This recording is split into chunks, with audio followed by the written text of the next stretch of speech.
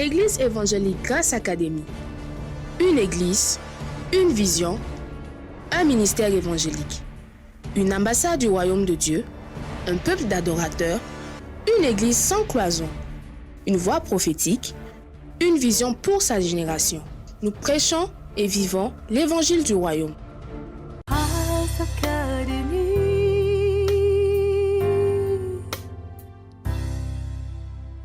Le plus grand ennemi de l'homme, c'est pas le péché, c'est pas le diable, c'est l'ignorance. Et pour chasser l'ignorance, il faut que la lumière soit. Grâce Académie.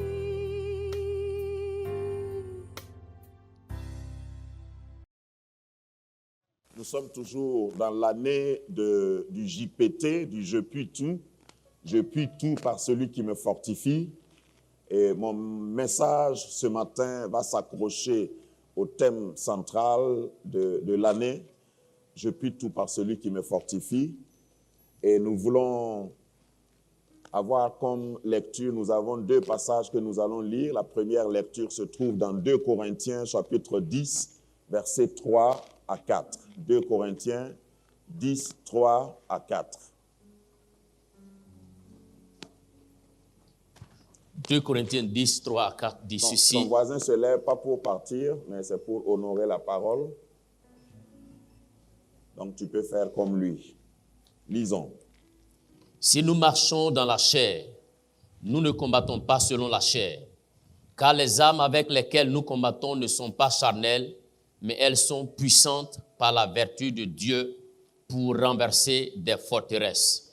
Ensuite, nous lisons Éphésiens chapitre 6, versets 10 et 11. Éphésiens 6, 10 et 11. Au reste, frères, fortifiez-vous dans le Seigneur et par sa force toute puissante. Revêtez-vous de toutes les armes de Dieu afin de pouvoir tenir ferme contre les ruses du diable. Amen. Restez debout, nous prions. Seigneur, que ta parole prenne chair, qu'elle habite parmi nous, que le Logos devienne Réma. Éclaire-nous par ta parole, car la pénétration de ta parole donne l'intelligence, rend sages les simples. C'est pourquoi nous voulons nous soumettre à cette autorité, à l'autorité de ta parole, et nous demandons que la lumière soit et que les ténèbres se dissipent au nom puissant de Jésus. Amen. Reprends ta place royalement. Si je dois donner un thème, le thème que j'ai trouvé pour ce message ce matin, c'est « Armé pour vaincre ». Armé pour vaincre. La plupart, ou j'allais dire beaucoup de chrétiens ne savent pas que la Bible contient des termes militaires et que la foi en Christ est un combat, c'est un engagement pour combattre. L'Église n'est pas un camp de réfugiés. L'Église est une armée. Ce que je dis peut choquer, mais il y a beaucoup de gens qui viennent à l'Église pour avoir la paix. Jésus a averti quand il est venu, il a dit « Je ne suis pas venu pour qu'il y ait la paix. Je suis venu pour qu'il y ait l'épée. Je suis venu pour séparer, même des frères. Je suis venu pour provoquer un certain comportement pas d'agressivité, mais un comportement, une attitude défensive, agressive à la fois. Lorsque tu es chrétien, tu es engagé, que tu le veuilles ou pas, dans un combat. C'est pourquoi il est question d'armes, d'armement, d'armure. Il est question de combat. Il est question de rester debout. Il est question de triomphe. Il est question de pouvoir tout. Parce que je puis tout par celui qui me fortifie, parle déjà qu'il y a une adversité en face. Mais lorsque tu viens à l'église, lorsque tu te convertis, et d'ailleurs il y a des gens qui évangélisent mal, des gens par exemple qui disent, et c'est pas biblique, Viens au Seigneur Jésus et tous tes problèmes seront résolus. Ça, c'est faux. Tu viens à Jésus, tes problèmes sont toujours là. Souvent même, ils deviennent plus coriaces. Mais parce que Jésus est avec toi, tu traverses les problèmes et les problèmes n'ont aucune conséquence sur ta vie. Tu entres, la Bible dit, ce que la Bible dit, c'est que tu vas entrer dans le feu, tu vas passer par le feu et le feu ne te consumera pas. Tu vas entrer dans l'eau, l'eau ne va pas te submerger. Tu vas être persécuté, on te fera la guerre, mais on ne te vaincra pas. Ça, c'est ce que la Bible nous dit. Jésus dira, en d'autres termes, vous aurez des tribulations dans le monde, mais prenez courage, car j'ai vaincu le monde. Donc, la vie chrétienne, c'est un combat. Dis à ton voisin, c'est pourquoi je suis assis comme ça. Bon, tu es assis comment? Est-ce que tu es assis comme un soldat? Est-ce que tu es assis prêt au combat? Il est important de savoir que même pour accrocher à notre thème, lorsqu'on dit « Je puis tout par celui qui me fortifie », Jésus te donne l'armure et c'est à toi de prendre. Notre deuxième texte dit « Prenez toutes les armes de Dieu ». Ne prends pas une partie, prends toutes les armes de Dieu. Au veillées de vendredi, ce que nous faisons essentiellement, c'est exercer notre autorité par les armes que Dieu nous a données. Dans toute l'armure que Éphésiens chapitre 6 nous décrit, à partir du verset 11 et 12, nous voyons qu'il y a un ensemble d'armements ou d'armes qui nous aident à nous protéger. Et il y a une seule arme offensive dans la description. Il y a une seule arme offensive qui est l'épée. Toutes les autres armes, c'est pour nous protéger. La raison, c'est parce que nous combattons dans la victoire. Nous n'avons pas besoin de beaucoup d'armes offensives. Nous avons simplement besoin de conserver la victoire que Christ nous a donnée. Si on parle du casque, c'est le salut. Si on parle du bouclier, c'est la foi. Si on parle de la cuirasse, c'est la justice. Si on parle de la ceinture, c'est la vérité. On parle des chaussures, c'est le zèle de l'évangile, l'évangélisation. Donc nous combattons dans une victoire déjà acquise. Maintenant, lorsque l'ennemi vient, nous avons une seule arme offensive, qui est l'épée, pour offenser l'ennemi. Et l'épée, c'est la parole de Dieu. Lorsqu'on dit de prendre toutes les armes, si tu ne connais pas la parole, si tu ne connais pas la Bible, tu n'as pas d'arme offensive. Il faut que tu prennes toutes les armes. Parce que nous sommes équipés par notre... C'est pourquoi ces armes sont appelées les armes de Dieu. Prenez toutes les armes de Dieu afin de tenir ferme. On n'a même pas dit afin de combattre. Parce que le combat là, c'est même pas nous qui l'avons fait, c'est pas nous qui le faisons, c'est Christ qui l'a remporté pour nous. Je marche dans la victoire et comme je dois conserver ma victoire, et laissez-moi vous dire, tant que tu ne combats pas la victoire n'est pas personnalisée. Dieu a permis par son Fils que la victoire soit totale, définitive, mais celui qui refuse de combattre, la victoire, c'est-à-dire celui qui refuse de prendre les armes, la victoire n'est pas personnelle. C'est pas pour lui. C'est pour, on peut dire c'est pour les autres, mais c'est pas pour lui. Mais lève la main droite, dis, moi je serai victorieux ou victorieuse. Je suis engagé à prendre toutes les armes. Je combats dans la victoire et je combats pour gagner. Amen. C'est pourquoi j'ai dit, je suis armé pour vaincre. Je ne suis pas armé pour essayer voir. Je ne suis pas armé pour tenter. Je suis armé pour vaincre. Et lorsque nous parlons de combat, il y a des mots, il y a des termes que je vais employer dans la suite du message qui va peut-être choquer certains chrétiens. Il y a beaucoup de chrétiens qui pensent qu'il faut être des hommes de paix. Le diable ne m'a rien fait, je ne vais pas l'agresser. Si je laisse le diable tranquille, il me laissera tranquille. C'est que tu ne connais pas le diable. Il ne te laissera pas tranquille, même si tu le laisses tranquille. Donc, ce qu'il faut, c'est que tu puisses t'armer à l'avance et t'armer continuellement. Ecclésiaste 3:3 dit, il y a un temps pour tuer.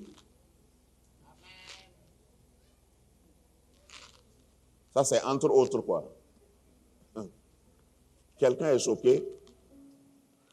Il y a un temps pour tuer. Et il y a un temps pour guérir. Un temps pour abattre. Un temps pour bâtir.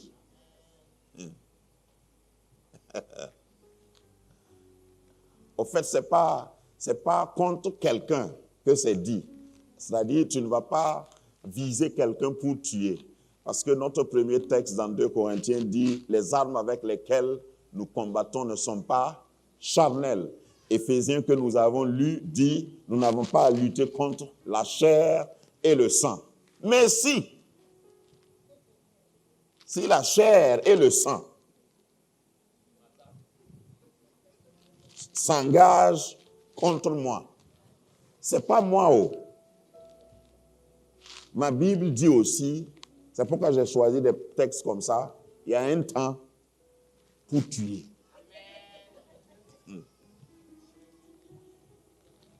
Et si tu es choqué, je vais essayer de doser un peu et te donner une autre référence à côté de ça.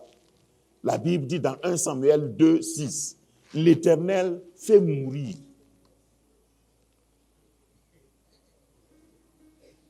Et il fait vivre. Tu es consolé?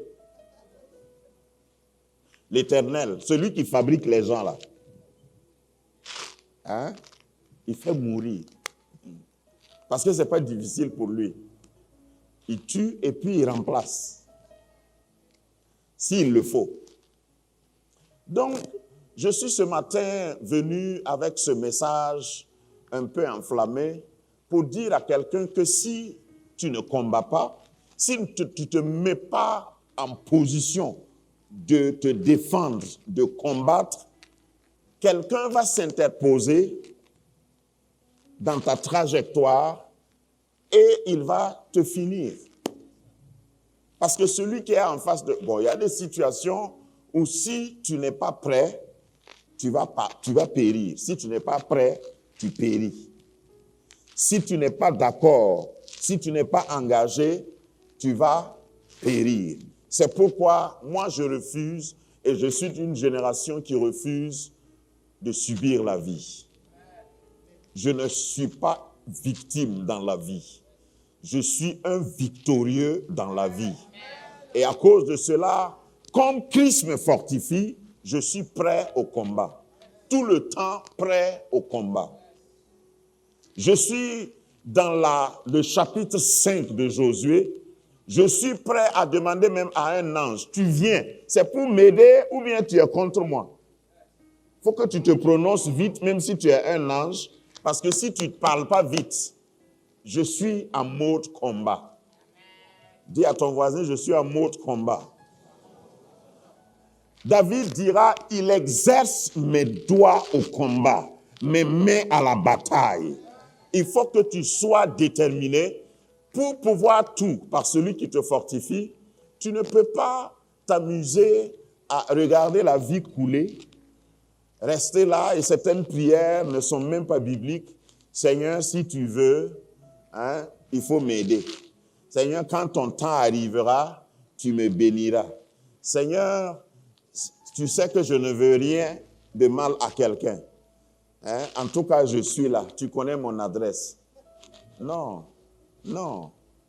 Il faut que tu te lèves et il faut que tu combattes. Je veux réveiller les sens de quelqu'un parce que j'ai toujours J'ai plusieurs fois prêché sur Actes chapitre 10, verset 13, mais en préparant ce message, l'Esprit m'a donné une autre interprétation de ce passage. Lorsque Pierre a eu sa vision et Dieu lui a dit, lève-toi, tue et mange. Donc quand ce passage m'est venu à l'esprit, quand j'ai lu le passage, l'Esprit m'a dit, il y a certaines nourritures, tant que tu ne tues pas, tu ne manges pas. Tu peux appliquer ça à tous les domaines de ta vie. Il y a des niveaux. Tu ne peux pas arriver à ces niveaux-là. Si tu as peur de tuer. Je vous ai dit que je vais dire des paroles crues. Mais prenez tuer là entre griffes. Je parle du combat.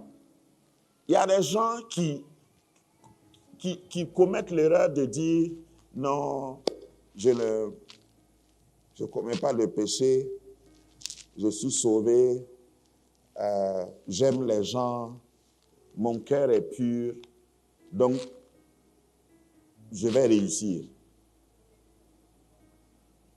Ceux qui sont anciens dans la foi là, ils savent que ça c'est pas une recette pour réussir. Il ne suffit pas de vivre dans la sanctification pour réussir. Certaines victoires ou certains niveaux, certaines dimensions, il faut que tu entres en mode combat. Il faut que tu sois violent. Il faut que tu sois agressif. Lève-toi, tue et mange. Et ça ne s'adresse pas à quelqu'un en particulier. Ce n'est pas quelqu'un que tu dois tuer en particulier, mais ça parle de l'esprit de combat, l'esprit d'engagement. Il faut que tu fasses violence sur toi-même. Parce que quand on est en mode combat, on n'est pas relax. Quand tu regardes l'armure du combattant, il n'est pas à l'aise en réalité. Il doit avoir chaud.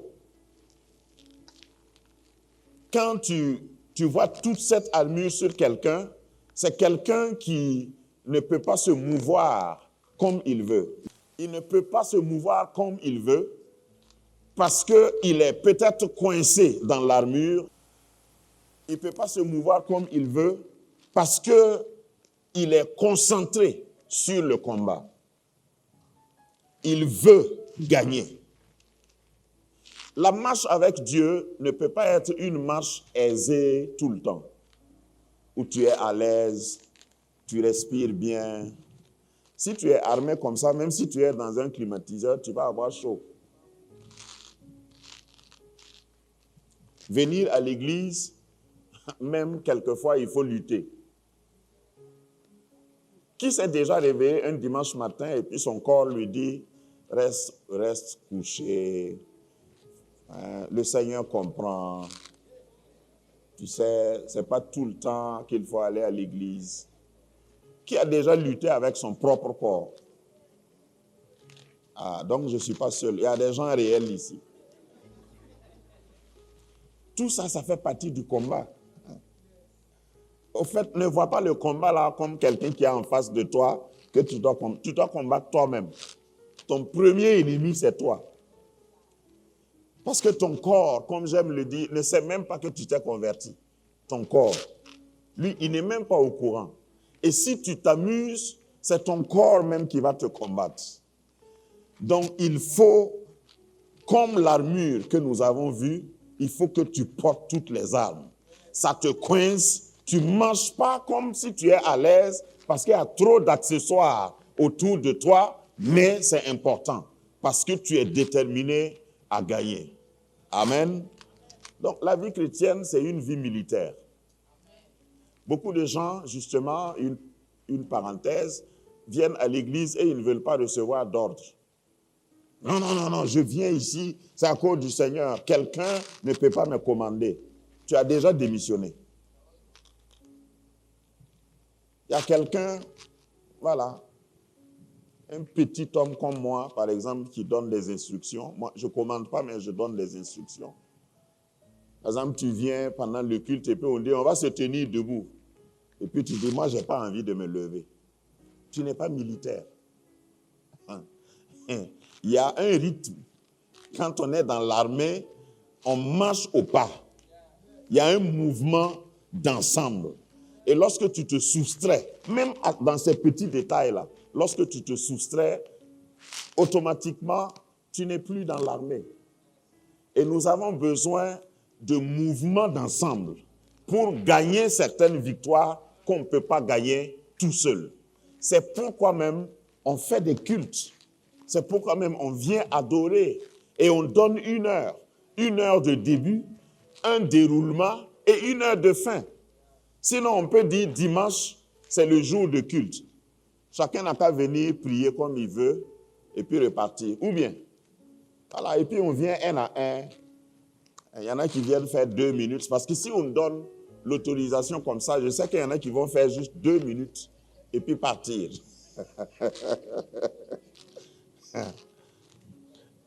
Il y en a qui vont, je vous assure, si on devait voter sur le chronogramme, sur l'heure, le temps qu'on doit faire à l'église, mais ceux qui vont dire faisons 30 minutes de culte, pasteur, ils seront plus nombreux. Mais parce que c'est une armée, il faut qu'il y ait une décision qui vienne d'une hiérarchie et puis l'ensemble exécute et le fait au pas, le fait ensemble. Et il y a une beauté lorsque tout est harmonisé. Lorsque vous voyez une armée marcher au pas, des militaires, une troupe marcher au pas, c'est beau à voir. Mais ça ne veut pas dire qu'ils ne peuvent pas chacun marcher comme il veut, balancer les mains comme ils veulent. Amen. Alors donc je parle de l'armée du Seigneur. Est-ce que l'armée du Seigneur est là? Amen. Lorsque tu ne prends pas conscience de ces choses, tu vas vivre comme Ésaïe dans les 5 premiers chapitres d'Ésaïe. Il vivait sa vie chrétienne, enfin, j'emprunte le mot, hein. Il vivait sa foi, il vivait son ministère comme laissez-moi tranquille, lorsque Dieu voudra, il va changer les choses. Si vous lisez Ésaïe 1 jusqu'à Ésaïe 5, jusqu'à même une partie d'Ésaïe 6, c'était malheur, malheur. Tu peux être chrétien et puis tu ne vois que des malheurs, malheur, malheur. Et puis il s'appelait prophète. Ce que je veux introduire, cette deuxième étape du message, veut dire que c'est toi qui dois introduire dans ta vie les nouvelles saisons.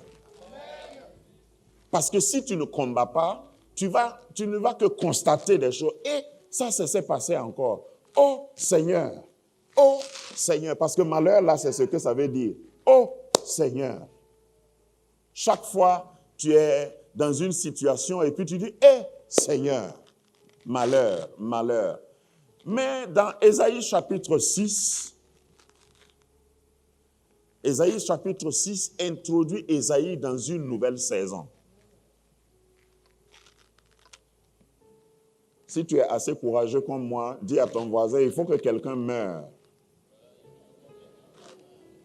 Ésaïe chapitre 6 introduit la mort du roi Osias. Il dit, l'année de la mort du roi Osias, je vis le Seigneur assis sur un trône élevé. Le Seigneur ne s'est pas assis sur le trône le jour ou l'année que Osias est mort. Il était là-bas depuis. Mais Ésaïe ne pouvait pas voir le Seigneur. Alors, si tu m'as déjà entendu prêcher là-dessus, tu peux te poser simplement la question, pourquoi c'est l'année où Osias est mort que Ésaïe a vu le roi? Est-ce que tu vois quand même un lien? Il y a bien sûr un lien. Il y a quelqu'un qui est assis sur un petit trône et qui t'empêche de voir celui qui est assis sur le trône des trônes. Dans ta vie, il y a quelqu'un qui, tant qu'il régnera, toi tu ne verras pas. Et si tu veux, crois-le, si tu es gentil avec tous ceux qui sont contre toi, que Dieu t'accompagne dans ton aventure. Mais il y a un temps où tu dois réaliser que tant que quelqu'un ne descend pas de son trône, toi, tu ne verras pas Dieu sur son trône. Parce qu'il y a des arbres qui cachent la forêt, comme on dit. Tu es dans le même environnement. Il y a d'ailleurs beaucoup de chercheurs, beaucoup d'étudiants de la Bible disent que Osias était l'oncle de Ésaïe.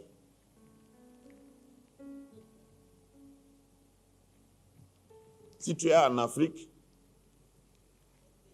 comme moi, tu sais que dans ta famille, il peut y avoir même des parents, je ne vais pas préciser quel côté des parents, qui ne veulent pas que tu vois le Seigneur sur son trône. Le Seigneur, la vision du Seigneur sur son trône élevé, c'est la dimension de la victoire. Que ta lumière soit